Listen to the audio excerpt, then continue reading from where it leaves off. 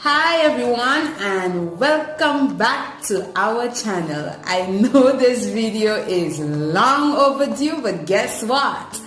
We are here and we're here to begin our proposal / wedding video. I see you getting ready, babe. He's fixing up and making sure he looks good for the camera. Okay, so we're gonna begin by, you know us, we are husband and wife, Janicia Francis, Daniel Francis. So we're gonna start off by speaking about our proposal. So it was sometime in June, I overheard my dad on a conversation and it sounded as if he was speaking to Daniel. So I went eavesdropping to find out if it was really Daniel he was speaking to, only to find out that yes, it was Daniel, and he had the phone on speaker because Daniel apparently asked to speak to both mom and dad. So daddy had the phone on speaker. Little did he know that I was there eavesdropping on his conversation. But looking you.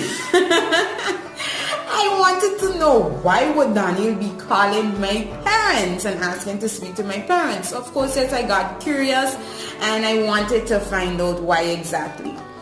So, only to find out that, hey, Daniel is asking my parents' permission for my hand in marriage or to marry their only daughter, their only child. And then I went to confirm and I asked Daddy, I said, Daddy, why is Daniel calling to speak to both of you, pretending like I already did not hear? He told me I should go and ask Daniel why Daniel called. So I was like, okay. I left it as that, but I already knew what the conversation was about. Anyway, I played it as if I didn't even know anything. The time came and about 2 months later, I went over to St. Kitts to surprise Daniel. He had no idea that I was coming to St. Kitts. The only persons who knew that I was coming was Daniel's mom, his sisters, not even his dad, only his mom and his sisters. They knew that I was coming, so they made preparations for me while Daniel is busy working and doesn't have a clue as to what is going on, right? Oh, wait, my brother didn't know either? Kalyan didn't know. I don't know if eventually they told Kalyan, but I don't think he knew at that moment. Because I only told Kavya and I told your mom, so I guess Kavya ended up telling Umsa because Umsa came to the airport with her as well. So I am here in St. Kitts. My now husband doesn't know anything at all. And as soon as we got to the house, thank God, the car, the windows were tinted, so he could not see if anybody was at the back of the car. When we parked in front of the house, I slightly opened the door because he was over at the shop, at his shop.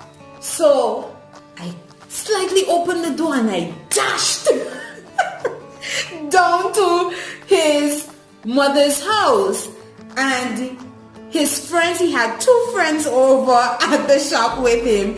And while his sisters are looking out to make sure that he doesn't suspect anything, they quickly grabbed my suitcase out of the car to take it down to the house.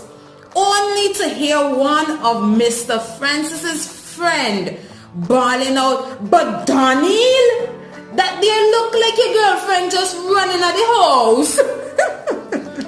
So after hearing that, I was like, oh my goodness, look how the surprise got messed up because of one friend. Was it Galloway or Junie that said that? Galloway said that. Galloway. So Daniel called my phone and he was worried because now his friends are convinced that I am in St. Kitts. But Daniel saying, no, that can't be, because if she's in St. Kitts, for sure she would tell me. Right. Little did he know that I had something up my sleeve. So he called my phone and he said, babe, are you in St. Kitts? I was like, what? What are you talking about? If I was in St. Kitts, you would have been at the airport to pick me up. Yeah, right. So he said, yes, I told him, no, I'm not in St. Kitts. He said, because his friend told him that they just saw me run down the house. So I was like, I think your friend saw wrong. He definitely did not see me. Thank God for friends. Anyway, he took forever to get down to the house because he did not. Something was telling him that yes, his friend was correct, but at the same time something was telling him no. So he did not come down to the house until like later on that night. I guess he did not want to get the shock of his life or what. I don't know what it was, babe. Well, I just I couldn't believe it. I couldn't believe that she would come to St. Kitts and don't tell me anything. So I was still just processing the whole thing and saying, no, I don't think she's in St. Kitts. I don't think she's in St. Kitts. She have to be in St. Martin because, I mean, if she would have said something. So, but not knowing that my sisters and my mom would do something like that to me. When he finally came down to the house that night, he looked. I was hiding in the sister's room, one of the sister's room. I was hiding in there, and he came in, and he stood there with eyes wide open, couldn't believe that I was in St. Kitts, and I didn't tell him anything. I think at that time he walked right back out the house because he just could not believe that I was on St. Kitts and I did not tell him anything. So here am I expecting this grand proposal because he was speaking to my parents. So I'm expecting him that, he would be probably planning something, preparing something. I did not know when. Just imagine that. Just imagine that. Everything just worked out perfectly because Daniel had no clue that I was coming to St. Kitts. Finally now, with the surprise and with going to the favorite restaurant. So we have on St. Kitts, in my opinion, the best restaurant, which is Marshall's. It's a very nice restaurant. It is. It's very romantic. The atmosphere, the view, and you're seated as well around a pool. Yes. And I love it. I would recommend anyone that is on St. Kitts to go to that restaurant, Marshall's. We always go to that restaurant. Every time, when she first came to St. Kitts and we started dating, that was the restaurant I took her. And I always wanted to go there. And she always wanted to go to that restaurant. So it's a little bit pricey. It's expensive. Worth the money. But every cent, it's worth every cent. And the people, the waiters, those that serve you, is very professional, and everything is just top of the line there at that restaurant. So she probably expected that when she come over to St. Kitts that I'm going to take her to that restaurant and that is when I'm going to pop the question. Of course, it's our favorite restaurant. So, no, that didn't happen. And of course I was upset because here am I. This was the Saturday before leaving because I was scheduled to leave the Monday to go back to St. Martin. Mm-hmm. And the Saturday I was expecting for us to go to Marshall's. At least the Friday, it did not happen. So I said, okay, it's going to happen this Saturday. It did not happen the Friday, it's going to happen this Saturday. Saturday came and Saturday left. And I never went to Marshall's. The excuse was that Marshall's was under construction, so we would not get to go to Marshall's. So I was upset and I was laying in bed all the time because it's like, okay, so it's like I'm expecting some kind of proposal. It's Saturday, places are closed on Sunday. I'm heading back home on Monday. What is really going on? Well, we went to church on Sunday, which you had expected anything? No, I had no. Well, I had I said to myself that, okay, if nothing happened on the Saturday and nothing happened on the Friday, nothing happened on the Saturday, then I'm still having some kind of hope that something will happen on a Sunday, but definitely not the way that it happened. And he was so smart. He left before me. He told me he has some things to take care of at the church, which he's one of the main men at the church. So at that time in St. Kitts. So he told me that he had some stuff to take care of at the church so I can come up with his sister.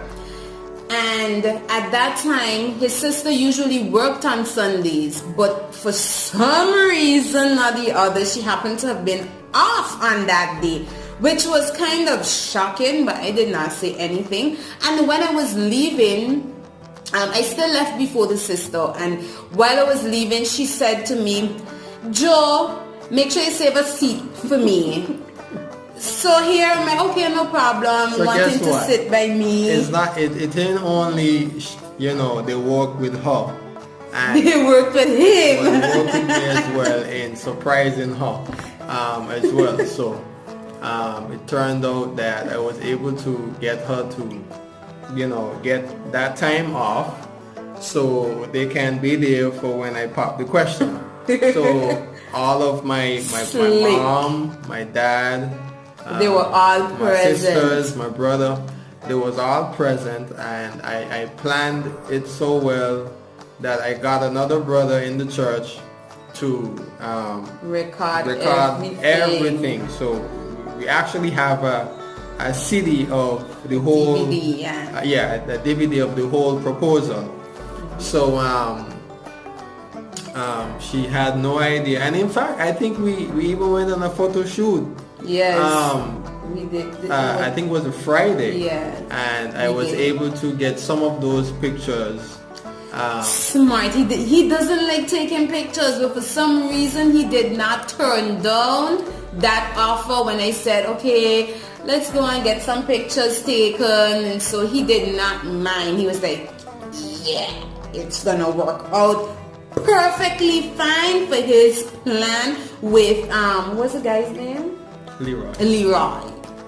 So I was able to slip away the Saturday, I think it was. Yes. I think it was Saturday early in the morning. She was still asleep and stuff. So I was able to slip away, and I went to his home and explained to him the plan, and he gave me some good ideas. So sat down and I did like a video, explaining in the video the kind of woman that I always wanted, and the kind of woman that she is, and so forth and so forth. So I did that video, and I was able to get some of those fresh pictures of the photo shoot, and also some old pictures of us doing different things together, whether on St. Kitts or on St. Martin. While we were dating. And he was able to put all of that in the video. And so on the Sunday now, he got there in good time and planned where I'm going to stand to call her up so that I could ask her the question. I cannot Cameras, everything is being set up in the church, and she has no clue. She has no idea. You know why? Because there was this group from, where were they coming from? They came from Virginia. Good News Baptist Church in Virginia. And they was there for Vacation Bible School, VBS. So they were recording. So they as well, they came with all of their gadgets, their cameras and stuff. I would have never thought. She would have never suspected anything. And they as well knew that I had plans on popping the question as well. So they as well, you know, being that I know them for so many years, they know me for so many years, they said, well, this is awesome, you know. That they're here, they're excited because they're here to experience this. So they had the camera set up as well, and Lee was able to connect his video into the system so that you know, that would play for everyone to see that, okay, this is it, I'm going to pop the question. So we went to the whole service.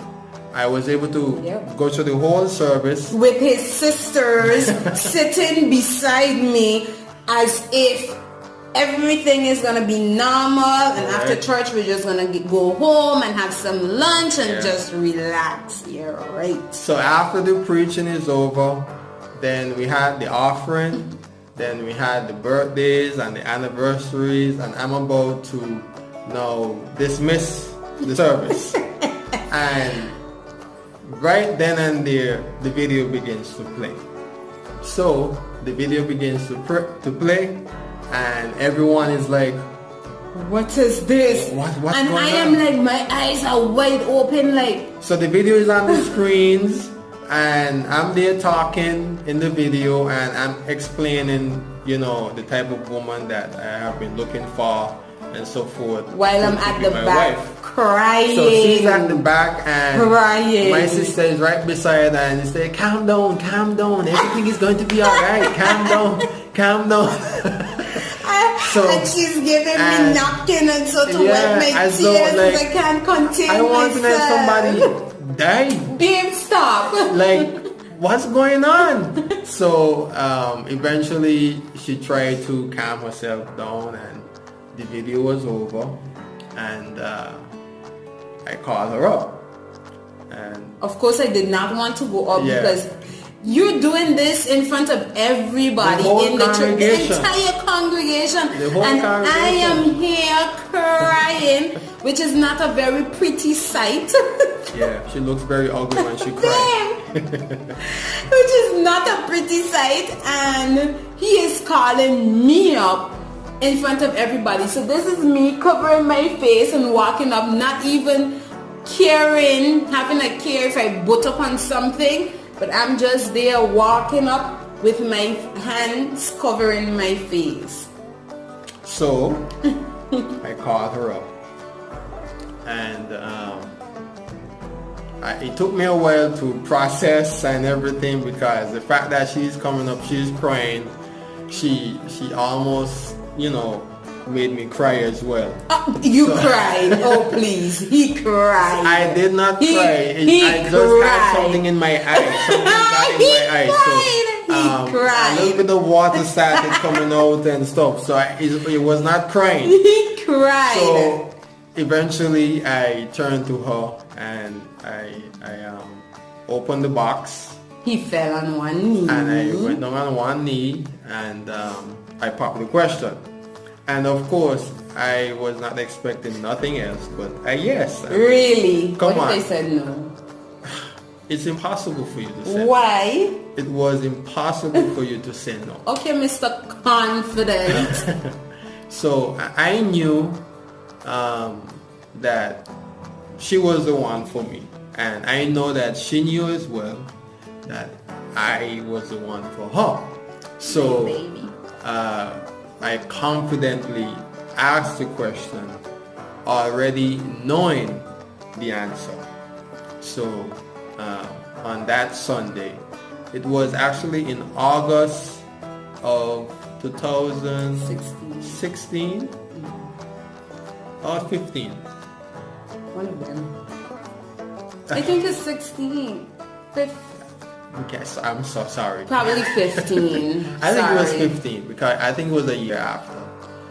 A year later when we got married. Yeah. Oh yes, it was 2015. I just saw our wedding thingy on the wall. Yeah. So we got married in 2016, so he proposed in 2015. Correct. So it was August of 2015. I think it was the 16th of August. Right, and that was the day I popped the question, and she said yes. And of course I could have beat him up after because, hey, why are you doing this in front of so many people? And I'm crying. And of course, yes, again, it's not a good sight when I'm crying. So like, I'm crying. Why are you doing this to me? But all in all, I really enjoyed it.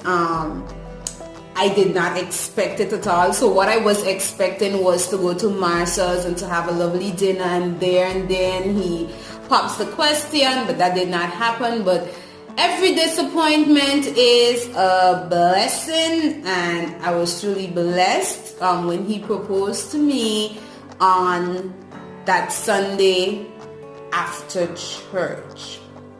Of course, I could have pretty much knocked out his sisters because they knew everything, made sure that they were in church bright and early, sitting down beside me for comfort.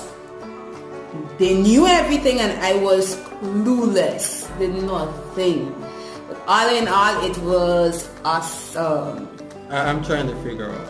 I don't know if there's anyone that ever been proposed to and they knew that, okay, he coming now to propose to me. Normally proposals are surprise. So I had to work it in such a way that she had no clue what was coming. Just like how I had no clue that she was coming to St. Kitts. I had no clue. He was just trying to get back at me. But I had a slightest idea. I had the slightest idea that he was going to propose, but I just did not know when, because I overheard the conversation, but I just did not know when it was going to happen. Well, it was unique. I think it was different. Yes, it and was. Even I don't know if there are much people that can say they have a video or a DVD of the actual day of the proposal, and that is one of the things that we have memory. as well. So we have, and we try our best to, as we continue in life, to do different things and take a lot of pictures, do different stuff. For memories, it's important. You know, so it's very good that you can do that as well.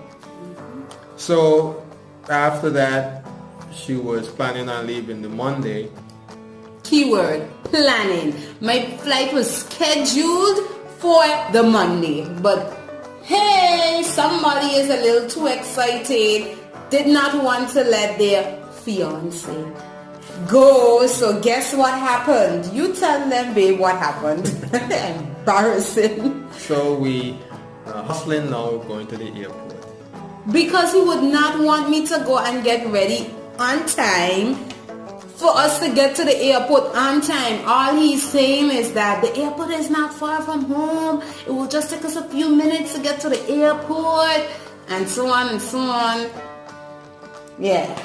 So we got to the airport, and lo and behold, oh God, she missed her flight. They already closed off check-in, and she would have to either buy a next ticket, buy another ticket, and she was for Winea, yeah, or wait until the following day, which was the Tuesday, which I was very much upset because the Tuesday I had to get back to work. Right. So yeah, so I had to call my principal at that moment and say, oh, I missed my flight and I would not be able to make it in because I would have to pay a whole new ticket in order to get in on time. And thank God she was understanding. Yeah, Mr. Sam. She was understanding, and she told me it's okay. So I got a relief from that, and we went back home. And of course, yes, he did not feel bad. He did not feel sorry for me that I missed my flight. That was awesome. She had the opportunity to spend some more time with her man. Oh, I'm sorry. Was that unprofessional?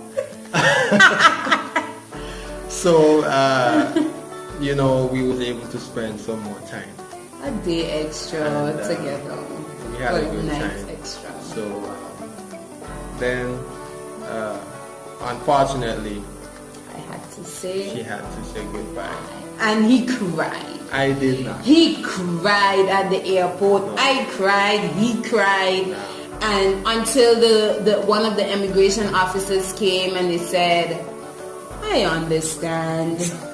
We see that all the time, you know, when you have to leave someone that you love and care about and just say your goodbyes. Yeah. We have seen it. So just give your last hug for now and then just book the next flight. So she kind of made me smile when she said that because it was like joke. So I smiled, Daniel smiled, and it kind of cheered us up. But of course, just when I got on the plane, baby me started to bawl again. Because here I am, just got engaged, and I have to leave the man that I'm going to marry. Of course, yes, I'm going to feel, but thank God he was scheduled to come Like a month after? somewhere thereabouts. So Yeah. we traveled even more often. Yeah, we did. After we got engaged. So he would come like every other month, and I would go when I have school breaks, but he did most of the traveling after we got engaged because we had to be making wedding plans and all of these things. So he did most of the traveling at that time. So while during that period, knowing that we are now making the next step into getting married and living together and making decision as to whether we're going to make life on St. Martin or on St. Kitts. To make a long story short, we prayed about it and we decided that St. Martin would have been our home. Yes, we definitely prayed about it because at the end of the day, we did not want to make a decision that was going against God's will for our life because we wanted to experience every blessing that he pretty much had in store, still has in store for us. So the decision as to where we should live, we pretty much took that to God.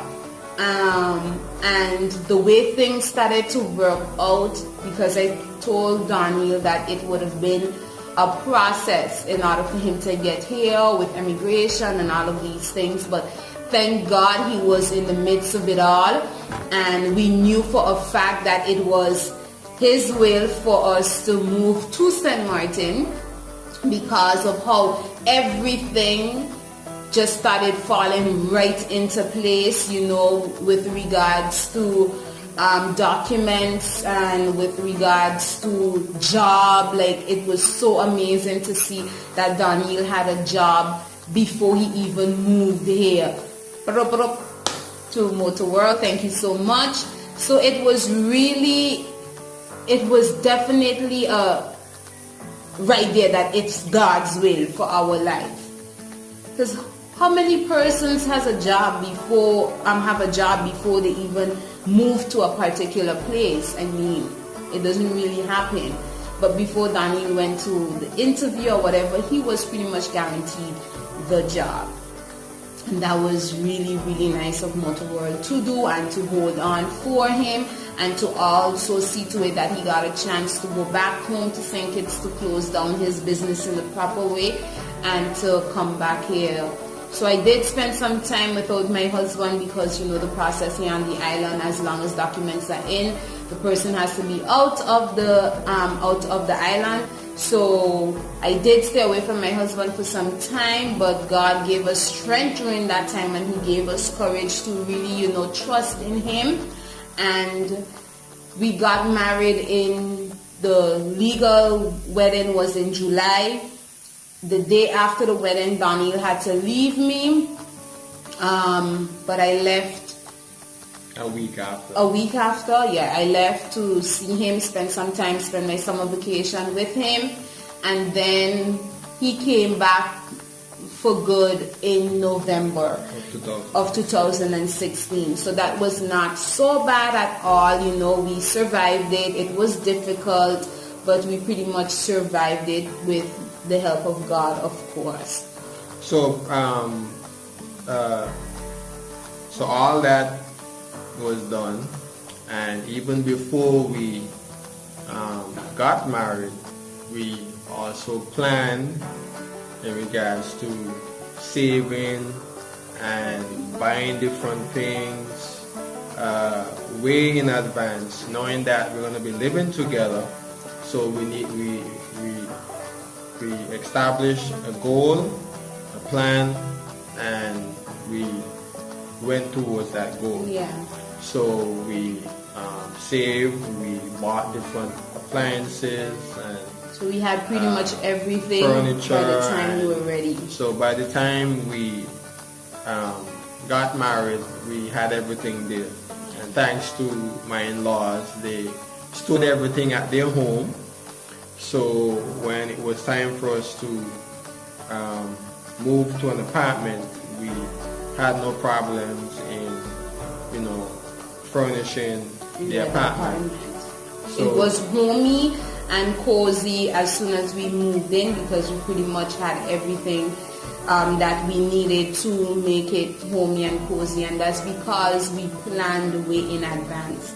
So that's very important. If we would advise, if you're planning on getting married, don't wait until you're married to actually begin buying things and want things. If you can do it before, because you know that this is the person you're going to marry. I mean, that's your fiance. Anything can happen, yes, but if you know that, hey, this is the one, just make plans and buy the things that you will need, so that you, when you're actually married and moving into your own house or into an apartment, you have things to go with, and you don't have to be in an uncomfortable apartment. And so we planned so well that when we got married, when we had the actual wedding, which was in December of 2016, when we were able to New Year's Eve, the 31st. The 31st, when we were able to invite everyone, our families from overseas and so forth. Oh yeah. And we planned that actual wedding blessing early. Paid for different things that we can pay for way in advance. So when that was over, we had no bills, no debt. Free people, we were debt free. We actually moved into our apartment debt with no bills, no wedding bills, and so it's very important to plan early. And not only that, guys, it doesn't make any sense to have a big wedding. Our wedding was very intimate. We had persons who were very close to us, his family, my family, and strictly close friends that we consider family. It was very intimate. That is what both of us wanted, and that is what we got. At the end of the day, yes, my parents helped us with some of the expensive things. Daniel's parents chipped in where they could, and I mean, it was awesome. I had an amazing wedding planner, which is my sister from another mother. Shan, thank you again for your awesome work for our wedding. And I mean, she had everything. I mean, I had everything planned out as to what exactly I wanted, but she made it a reality. I mean, she just worked and worked as if, I don't even know how to explain it. And we just want to use this opportunity, Shan, to say another big thank you for all your hard work. Not only her, but we had other people as well assisting her, like Dana from Anguilla, and then we had Denise, my best friend. So we had a lot of people on Galloway, not forgetting Galloway, which is his brother from another mother. I mean, it was so intimate that everybody just chipped in where they could to just see to it that our day was what we really wanted it to be. And it turned out more than what we expected it to be. And it was at a very low budget. Our first plan was that nothing we do will be beyond what we can pretty much afford. And what we kept in our mind is that we have a life to live after we get married. You know, we have a life to begin. We're starting fresh as a couple. So it doesn't make any sense to go and spend this large sum of money on a wedding to feed people, hundreds and hundreds of people, and at the end of the day, you're struggling with your husband to begin life. No, it doesn't make any sense. Right. Plan in advance and don't waste money on a one day. Let it be what you want. Yes, I'm not saying to just do any, quick or mediocre wedding, but sloppy. Yes, have some, because we did not have a sloppy wedding. It was well planned out. Everything turned out well, but it was on a budget. It was on a budget, down to my very dress. I can say it now. My dress was so beautiful, which we will be including pictures at the end of this video of our proposal and our wedding. And my dress was a little over $100. I mean, come on. It's there packed up and I'm never going to use it again. So why spend thousands of dollars or hundreds of dollars on a dress that you're never going to wear again? It doesn't make any sense. So you can get something beautiful but at a reasonable price. Be wise when doing these things, guys. So our wedding came. We had fun. We enjoyed every part of it. Make sure you enjoy your wedding. So as we end this video, we do hope that you enjoyed it, and we of course are looking forward to giving you more insight about our life and how we're getting through to being married and living together, our struggles, and how we cope with them.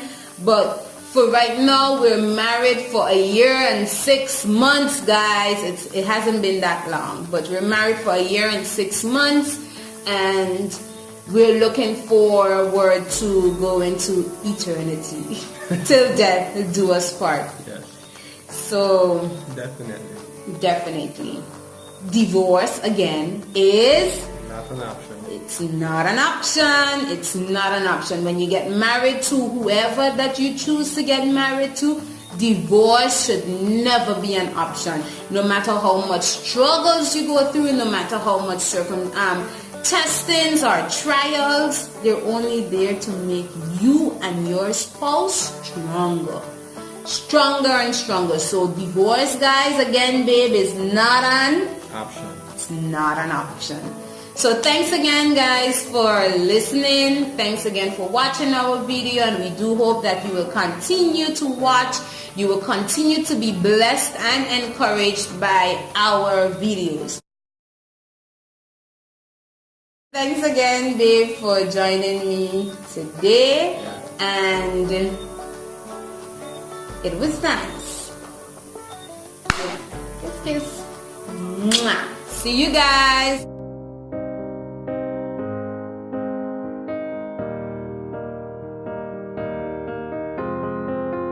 I will run, I will climb, I will soar. I'm undefeated. Oh, jumping out of my skin, pull the cord. Yeah, I believe it. Oh, the past is everything we were. Don't make us who we are. So I'll dream until I make it real, and all I see is stars. It's not until you fall that you fly. When your dreams come alive, you're unstoppable. Take a shot, chase the sun, find the beautiful. We will glow in the dark, turning dust to gold.